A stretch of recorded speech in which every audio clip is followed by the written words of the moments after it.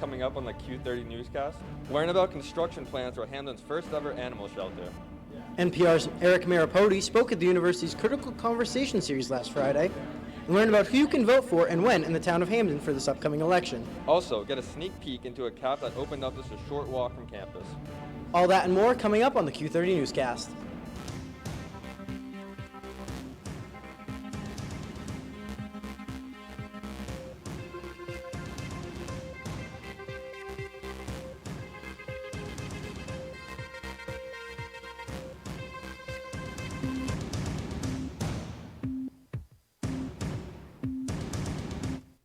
Welcome to Studio 125 for this week's edition of the Q30 Newscast. I'm Brandon Murdoch. And I'm Zach Naffa. We have a lot of news to get to.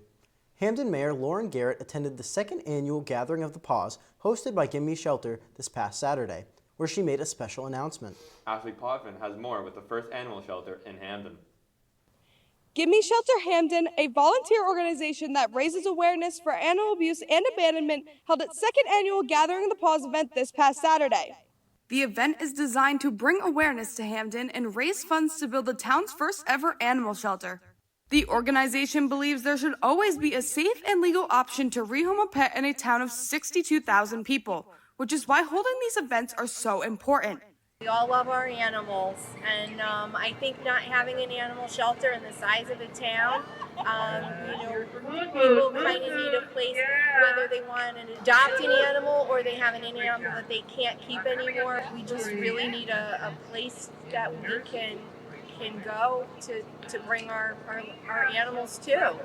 At the event, Hamden Mayor Lauren Garrett announced the location of the new animal shelter. So we are going to be building an animal shelter at the corner of Putnam Avenue and Gallagher Road. This is a town-owned site. It's over 3 acres, and it's where our fire station is going to be. The site is big enough to have both firefighters and animals on the site. What's really great about this location is that it's very close. It's right next to the Farmington Canal. So volunteers can come in and take dogs for a walk on the Farmington Canal. Although there is no current timeline for the project, Mayor Garrett shared what they are doing to prepare for the upcoming construction. We do have some town and students working on site plan and preliminary design. It's a capstone project that will be happening over the course of the year, and so that's going to be going on for the next year. But then we're going to have to hire an architect based on those plans and finish the project. To learn more about or make a contribution to Hamden's first animal shelter, visit www.hamden.com. Reporting from Town Center Park in Hamden for Q30 News, I'm Ashley Potvin. This upcoming weekend is Bobcat Weekend on campus. Families of alumni and current students are invited to register for the event-filled weekend. The activities will include learning about Quinnipiac's newest innovative research projects, live performances, and multiple Quinnipiac athletics events. In the event of rain, many of the outdoor events will have tents, and those that cannot be tented will be moved inside. The shuttle system here at Quinnipiac has added a few more stops to its route. In an effort to help an increasing number of graduate international students in the local community, Quinnipiac has added routes from Hamden Center, Whitney Ave, and Dickerman Street to the Mount Carmel campus on weekdays. The added routes not only provide a way to class, but cuts down on expenses for other forms of transportation. Quinnipiac University Athletics announced a partnership with local Planet Fitness franchisee Ignite, looking to support the fitness goals of the university community. The partnership will allow Quinnipiac students, faculty, and alumni to sign up for the PF Black Card at Planet Fitness locations in Connecticut for $0 down with no commitment and 1 month free. To take advantage of the special offer, members of the community can contact their local Planet Fitness location for more details. The suspect responsible for a bomb threat made at the university a few weeks ago was seen in Meriden Court today. With more on the story, here's Q30's Julia Barcello. After his scheduled arraignment for earlier this morning, Nakeem Okafor has extended that date following the judge's jurisdiction. This extension allows Okafor and his lawyers to have more time to discuss the case. Okafor was in custody September 4th after an apparent bomb threat was made on the social media app Yik Yak to Quinnipiac University Carl Hansen Student Center. He was released after posting a $10,000 bond. His new arraignment date is set for December 11th at the Meriden Superior Court. Stick with us for updates. Reporting from Meriden, Julia Barcello, Q30 News.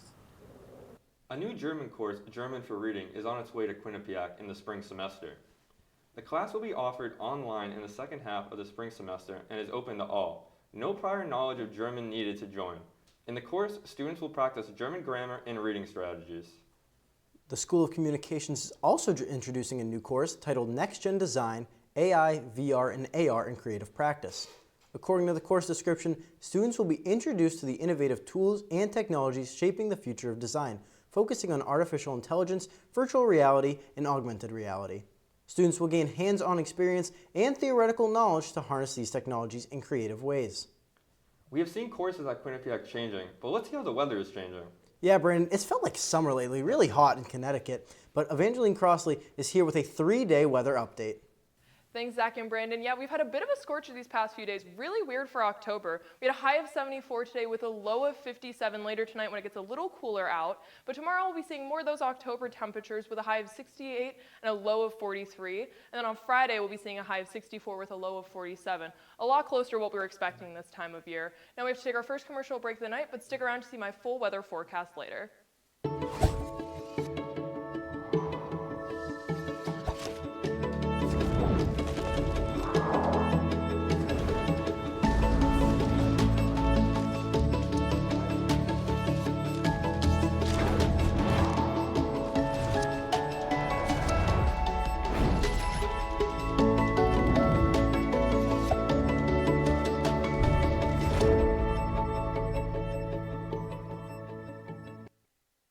My name's Stacy, I'm 57, and I was adopted in 2020. One teen can come in and make you look at life in a whole different way. You know, he's my father, so I look up to him a lot. If I can be 10% of the man he is, I'll be a happy person for sure.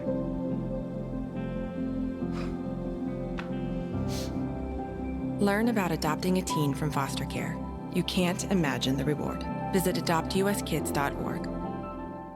When I was in foster care, I never knew when I would have to move, so I always had my suitcase ready to go.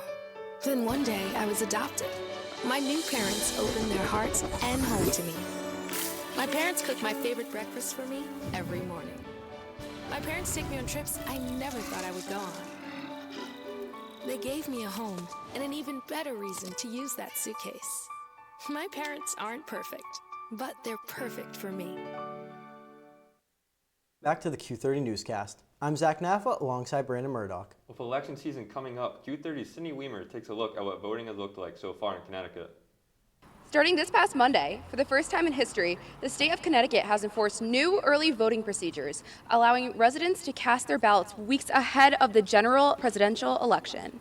Early voting within the state, which was passed into law last year, allows the public to vote in person at designated areas across Connecticut prior to Election Day on November 5th. This new option differs from absentee voting, as early voting requires residents to cast their ballots in person opposed to voting solely through mail-in ballots. Each town within the state has at least one designated early voting location where locals can cast their votes for president, as well as state representatives and senators before November 5th. From now until November 3rd, Connecticut residents can visit their respective early voting locations from the hours of 10 a.m. to 6 p.m. to participate in early voting, with extended hours from 8 a.m. to 8 p.m. offered the Tuesday and Thursday before Election Day. The Miller Library behind me is the designated location for Hamden residents to cast their ballots early. For more information on other locations towns can vote early across Connecticut, visit ct.gov. Reporting from the Miller Library in Hamden, for Q30 News, I'm Sydney Weimer. And make sure to tune into the Q30 Newscast on November 6th for our election special to learn about the results of both national and local elections. Quinnipiac University nursing professor Lima Carrozas has received a Fulbright Scholar Award. According to Quinnipiac officials, Carrozas is the first recipient of the U.S. government-sponsored award in the University's School of Nursing. The award allows for the professor to study and teach at the Lithuania University of Health Sciences for 6 months. Carrozas has this to share. Having some global ties, maybe getting students hooked up with other students from other countries. It's always interesting. You can read databases, you can read articles, but when you actually talk to a person and have their take on what's happening, I think it's a whole different world. GSA hosted a banned book fair on October 22nd from 7 to 9 p.m. in the Piazza. The event was hosted in honor of Banned Book Week. It included numerous banned books, along with bookmarks, stickers, an annotating kit-making station, and resources discussing censorship and challenged literature. The event also included giveaways, and each person attending the event was given one book with a chance to take home an extra one if they brought a book to donate. This Monday, Professor Candace Travis hosted a voter education fair for this election cycle. The event took place from 3 to 7 in the Student Center Rotunda Lounge. During the fair, Professor Travis went over numerous election topics and interests in an effort to educate college voters prior to the 2024 November 5th election. Speaking of educating voters, let's hear more about politics. Sophia Basalone takes a look at what has been going on with the two primary presidential candidates. Thanks, guys. Georgia voters broke records this past Saturday. On October 19th, Georgians set the largest recorded turnout for a general election Saturday. Over 164,000 votes were cast by the end of the day. Georgia's early voting window spans from Monday, October 14th to November 1st. Approximately 1.4 million Georgia voters have made their voices heard as of Saturday, still with 2 weeks remaining in the early voting period. Both parties see Georgia's 16 electoral votes as instrumental to their win. Former President Trump took on a new role on Sunday, a McDonald's fry cook. Trump manned the fryer and the drive-through window at the McDonald's location in Feasterville, Pennsylvania. It is part of Bucks County, a major swing area for the upcoming general election. Trump answered questions from customers. This temporary position comes after many claims that Vice President Kamala Harris never worked at McDonald's while in college. Later that day, former president attended a Lancaster town hall and the Pittsburgh Steelers versus New York Jets game. On October 16th, Vice President Kamala Harris interviewed with journalist Brett Baer. This is Harris's first formal appearance on the news outlet. Topics of the interview included immigration, how Harris's presidency would differ from Joe Biden's, and Trump's remarks towards Democrats being, quote, the enemy within, end quote. Harris hoped to appeal to any moderate Republicans watching. She mentioned her endorsements from over 100 Republicans, including former President Trump administration officials. That's all I have for politics. Now back to you guys at the desk.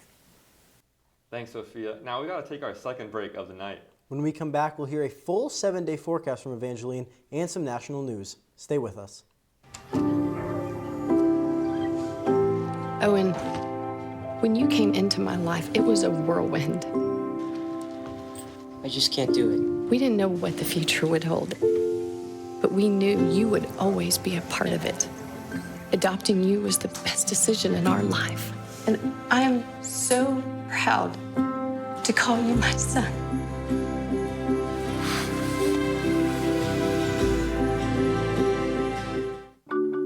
I tell my son, I love you every single day. I love you. Now, my dad has never said that to me. Not because he doesn't love me, but because culturally it wasn't comfortable for him. Now that he's a grandfather, he says, I love you to my son every time he sees him. My advice to all the fathers out there, forget the cultural restrictions. They grow up way too fast for you to waste even a single precious moment.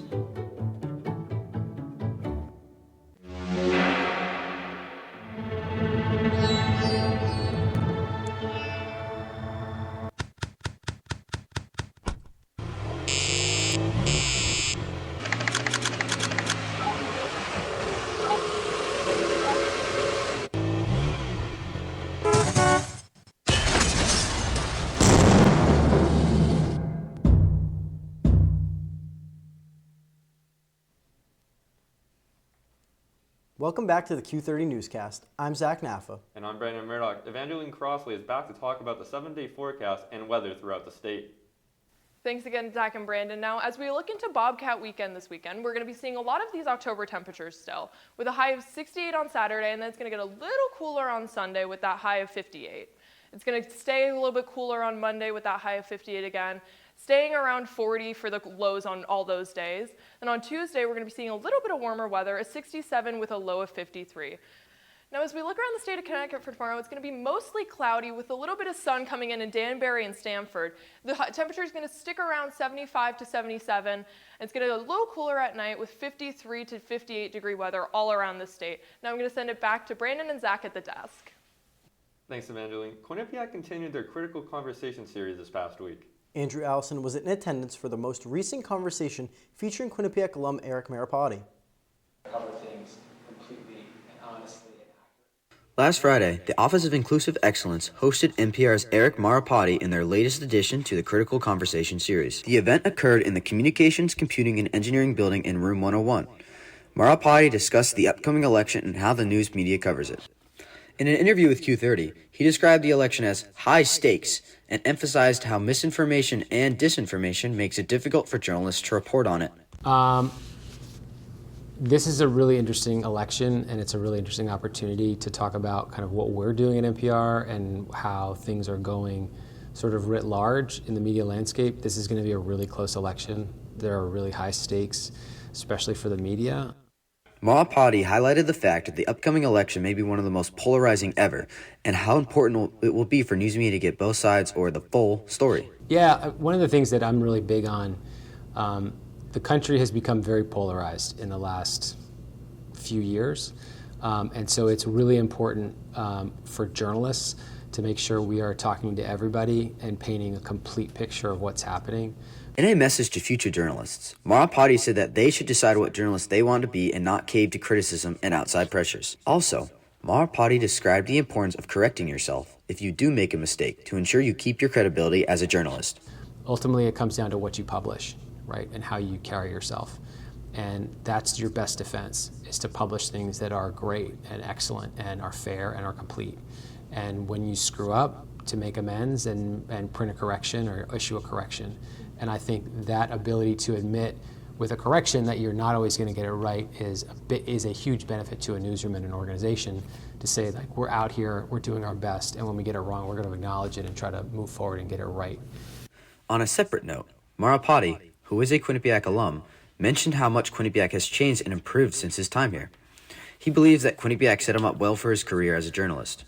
The next Critical Conversation will occur on Thursday, October 31st, where Quinnipiac will be inviting Leah Wright-Regier to discuss the past and present of the 2024 election.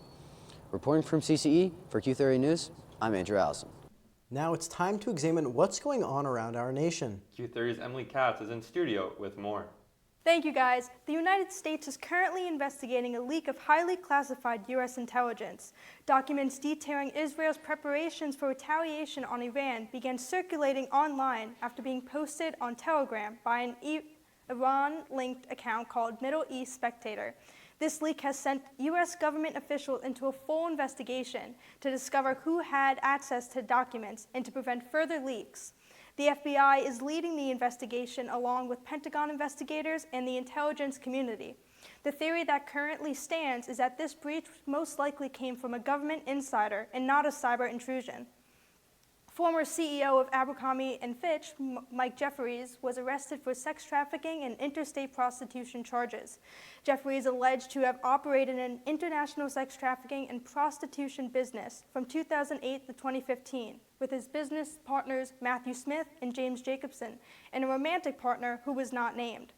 The event Jeffrey held are said to have taken place in England, France, Italy, Morocco, St. Bart's, New York City, and the Hamptons.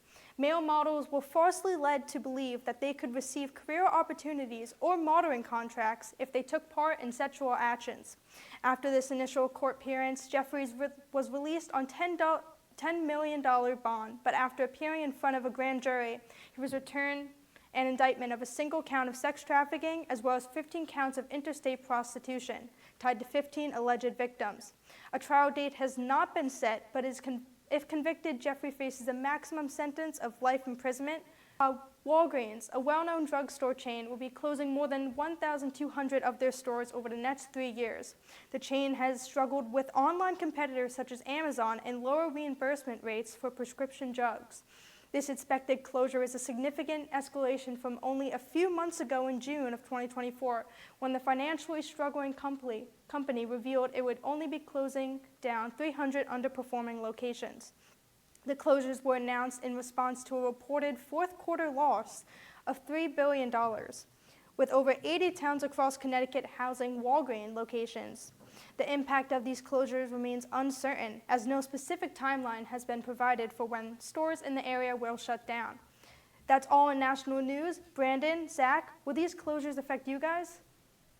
Yeah, I mean, when I'm here at school, I almost always go to the Walgreens down on Whitney Ave, right near campus, for pretty much anything I need, whether it be cold and flu stuff, even like fun little things. They got these little teeny mates. They're like little NFL figures. I get those too, but I don't think I could live without Walgreens down here. Yeah, it's definitely great for all the essentials, but it is now time for us to take our final break of the night. When we come back, an ESPN reporter is visiting Quinnipiac.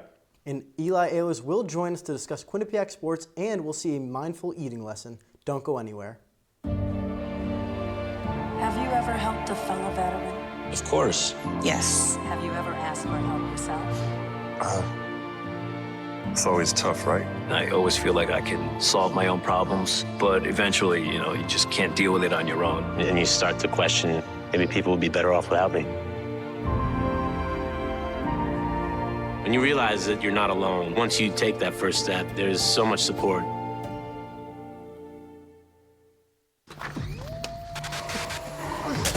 Multiple studies have shown that marijuana can slow both driver reaction and response time, which can be really dangerous.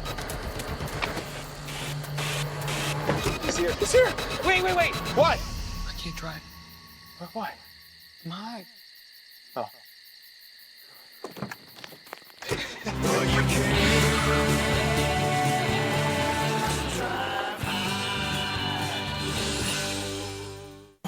Meet the Scan, a simple procedure whose mission is to detect lung cancer early.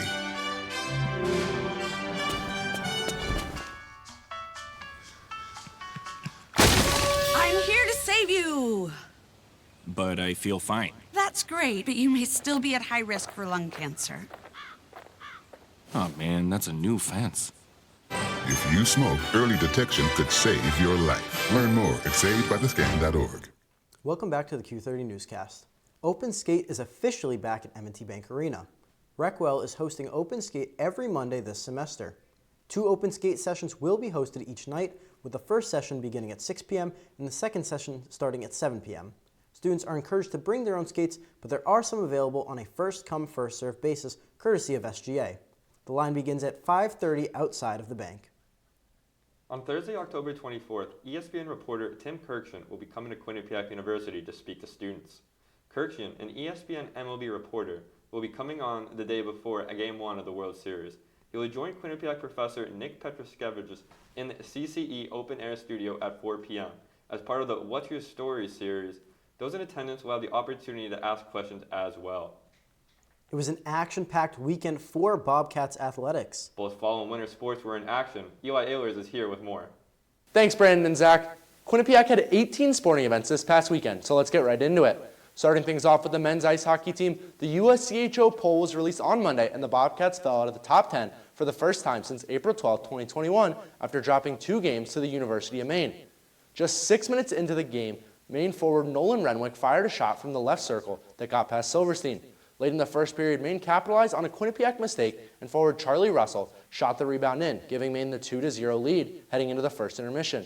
Quinnipiac first-year Tyler Bergula brought the Bobcats within 1 off a power play goal, but Quinnipiac couldn't find the back of the net again, and the Black Bears came away with the win on Saturday. Quinnipiac looked to split the weekend. The Bobcats found themselves down 4-1 in the second, but their offense picked it up throughout the period, tying the game at 4 apiece going into the third. In the third period, forward Chris Pelosi got his first collegiate goal to give them the 5-4 lead. Quinnipiac looked like they had the game under control until a late-minute goal when Maine's Brandon Holt tied the game with 28 seconds left. Maine ended up taking the game in overtime to complete the weekend sweep. The Bobcats play UNH in a 2-game weekend series on their home ice this weekend. Switching from the ice to the pitch, the women's soccer team took their first loss since October 15, 2022. The team traveled south to take on Mount St. Mary's. Quinnipiac came into the game with an 8-0 conference record and had not allowed a goal in MAC play. The Mount was the team to get Sofia Lospinoso, and it only took them 8 minutes to do so when junior Taylor Simmons scored their first goal. From there, the Mount played good defense and added another goal in the 26th minute by graduate student Kayla Pennington. Quinnipiac could not find the back of the net, losing 2-0. That's all I have for sports. Back to you guys at the desk. Yeah, Brandon, unbelievable effort from Mount St. Mary's to take down The Bobcats for the first MAC loss in a couple years, and men's soccer also lost tonight, 4-2 in Manhattan. Tough loss for them in a nightcap. Yeah, our soccer teams right now are going through it a little bit with some of these performances. Women's soccer, of course, losing for the first time in 2 years. A little bit of a shocker, to say the least. Yeah, I think they got some revenge against Manhattan today, though. A cooking lesson surrounding mindfulness was hosted on October 22nd from 2 p.m. to 3:30 p.m. in the Recreation and Wellness Center Teaching Kitchen. Students were invited to join Dana White and Tammy Riley for cooking and eating practice around mindfulness.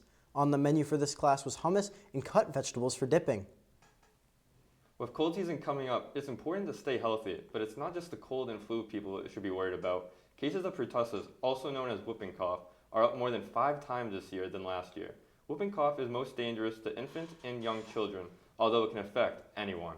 The most severe symptoms include coughing fits that cause vomit or broken ribs. It is important to get vaccinated against respiratory illness, as is the most effective way to combat whooping cough. Other methods you can take to prevent the spread of whooping cough are similar to those of COVID, such as wearing a mask and keeping your distance from others. You know, maybe you could drink some tea to help with the cough. I do that from time to time, but there's a new cafe right down the street from campus where you might be able to get some tea. Carter Kane has more on the opening of the new Latte Soul. There's a new coffee shop in town and it goes by the name of Latte Soul. Having their grand opening just a few weeks ago and located on Whitney Avenue, the cafe has been making a big impact on Quinnipiac with brand new menu items of drinks and pastries. Q30 sat down with the co-owner of Latte Soul, Luigi Molina, to talk a little bit about how the coffee shop came to be. It was more of my wife's dream, and I was like, if you're gonna make really good coffee, let's open one, let's make it happen. And she just started just practicing, buying beans for like 4 or 5 years ago. And for years they were just tasting it until we found the right beans and we found the right flavors. And I'm like, we got something going on, let's make it happen now. One notable thing about Latte Soul is their advertisements. Now, you might look at this and think it's just an air freshener, but it actually doubles as their business card. I'm a barber, and I like to think outside the box. And for my business cards, I use beard combs because you get more exposure that way. And I want you to do something different for here. So I thought about air fresheners. Who doesn't like air freshener? And it makes your car smell good. And I was like, coffee smell. And when you see the air freshener of Latte Soul in your car, and you have the coffee smell, you'll smell that coffee, and we're like, kind of like, you know what? I want coffee now. Latte Soul. Latte Soul also offers a bunch of new fall flavors that they've added to their menu, including a brown sugar or a pumpkin iced latte. So, if you're looking for a great place to study for midterms, still searching for your regular coffee spot near campus, or just looking for a new thing to try this weekend, Latte Soul is a great option right down the street. Reporting from Whitney Avenue for Q30 News, Carter Kane. You know, Zach, it's always awesome to hear about the new coffee places coming in around town, and I'm certainly excited, I guess, to hear, to taste the new, my favorite drink, my decaf coffee. Decaf coffee, I mean, I'm a big Dunkin' guy, very big into Dunkin' Donuts, you know, coming from northern New England. In Maine and Massachusetts as well, not as much in Connecticut. There's also Aroma Joe's, a little bit of a coffee shop chain. Actually drove there 35 minutes into Waterbury today to get one of their energy drinks called a Rush. I'm very excited now that Latte Soul is going to have like a much closer offering where I can get my coffee fix, my energy drink fix, my tea when I'm going to need that. You know, got to avoid any type of cold and flu season type of illnesses. But overall, you know, just very happy that there's something a little closer, a little more local. Always got to help out the small businesses. You think there's going to be any comparisons between the two places? I don't know. I'm big into both Dunkin' and Aroma Joe's. It'll be hard to get up there. You know what? I'm not a big Starbucks person, though. I wish there was a little bit more variety on campus, but, you know, there's not stuff that's too far away from here for options. Yeah, I can't say I'm not a big Starbucks guy either. I'm actually a Dunkin', of course, being from Mass, and I'm also a Mary Lou's. What a Mary Lou's guy? I haven't been to Mary Lou's, but, you know, I can agree with you there on the Dunkin'. I really wish there was a Dunkin' on campus. I got way too many rewards points right now that I got to use. Definitely, but that's all we've got for this week's episode of Q30's Newscast. Be sure to keep up with us on our website and at Q30 News on X. You know, Brandon, just one more thing. Going back to that women's soccer loss against Mount St. Mary's, 2 goals. First time they gave up 2 goals, or gave up a goal in 10 games. That was crazy. I know, Mount St. Mary's, a lot of people probably saw Fairfield being the one that scored on them, but Mount St. Mary's is a little bit more of a surprise. Well, for the producers and everyone behind the scenes, he's Brandon Murdoch and I'm Zach Naffa. Have a great rest of your night.